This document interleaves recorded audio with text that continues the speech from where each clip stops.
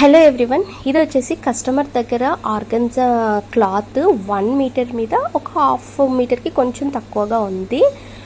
ఆ క్లాత్ని వాళ్ళ 5 ఇయర్స్ బేబీకి ఒక షార్ట్ లెంత్లో ఒక ఫ్రాక్ స్టిచ్ చేయమనేసి క్లాత్ ఇచ్చారు.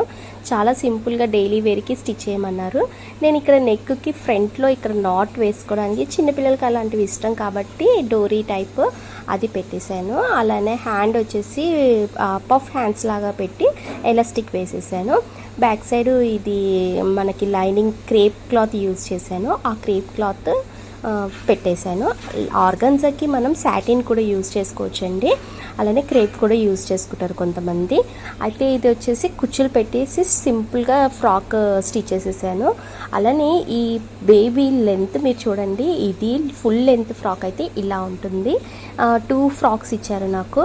ఇదైతే వాళ్ళు ఎక్స్పెక్ట్ చేసింది వేరు, అలా రాలేదనేసి మళ్ళీ నన్నే డిజైన్ చేయమంటే నేను మొత్తానికి ఇలా డిజైన్ చేశాను.